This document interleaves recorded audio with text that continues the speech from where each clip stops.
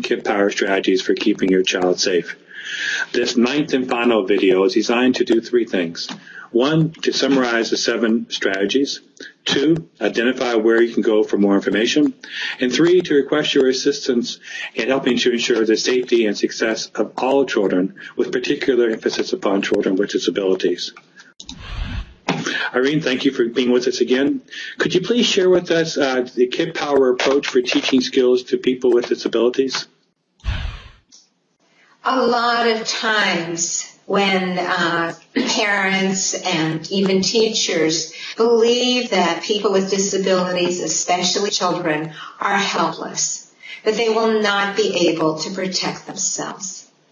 What we believe is in looking at what this person can do and not making assumptions.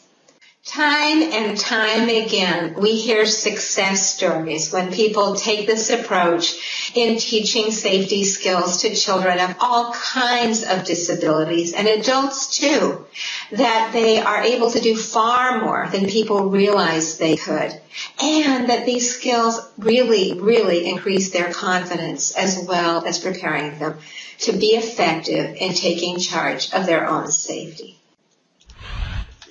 Thank you, Irene. The Kid Power concept of seeing the ability versus the disability of children with disabilities is incredibly powerful. Could you please recap for our viewers very briefly the 7 Kid Power strategies for keeping your children safe? Strategy number 1, put safety first, ahead of embarrassment, inconvenience, uncomfortable feelings on the part of you or somebody else. If you're asking yourself, is it my place to question this or to take action on this, the answer is, it is. Strategy number 2, keep your radar on. You cannot take charge of the safety of your child if you don't know what's going on. You need to know where your child is, who is with your child, and what your child is doing. And you want to pay attention with adults and be able to drop in any time, as well as with kids when they're kind of alone with each other. Strategy number 3, listen to your children and teach them not to keep unsafe secrets. Secrets about touch, play, teasing, and problems and presence are all unsafe. Strategy number 4, make sure kids know you care. Don't assume, but tell them. And when they come to you with a problem, take the time to listen to them and help them figure out what to do or take charge of the situation if need be. Strategy number 5, don't let kids throw stones. If we were to see a child throwing a stone through the window, we would immediately stop that child and clean up the mess.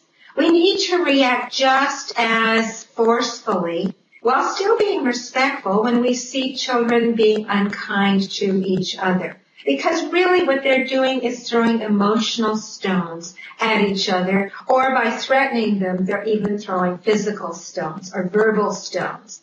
So our job as adult leaders is to step in and to model how to do this both powerfully and respectfully, so that children see what an adult does and they can copy what to do when you handle a problem. We also want to take full responsibility for the children in our care being treated with safety and respect and acting safely and respectfully towards others. Strategy number 6, assess your child and make safety plans that are specific to where your child's going and what the potential hazards might be or the kinds of problems that might come up with people or with the environment. And finally, strategy number 7, prepare your children to take charge of their safety by practicing safety skills of the kinds that we teach in Kid Power. Thank you, Irene. Could you please tell the viewers where they can go to find more information about the 7 Kid Power strategies so they can make them a reality in their children's lives? We have a very extensive website that describes our classes, the communities where we have centers and trained instructors. We provide consultation to all kinds of groups, such as Hands and Voices. And we have extensive website library, which is free and online. It includes videos and articles and books that people can buy. So we have a wealth of resources of different kinds, and we really encourage people to go to www.kidpower.org. That's www.kidpower.org so that you can learn more about what we do. Thank you, Irene. I would encourage the viewers to go to Kid Power to learn more. You will find an incredible array of resources.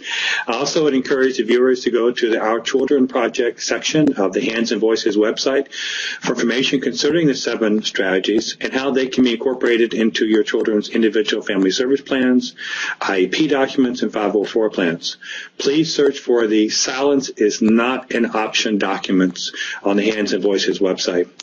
I'd also like to thank Described and Caption Media Program for their critical technical support in the production of sharing these videos. And please note that your charitable contributions to Hands and Voices and Kid Power International will help protect all children, especially children with disabilities, from harm and empower them with the skills they need to be both safe and successful. Thank you.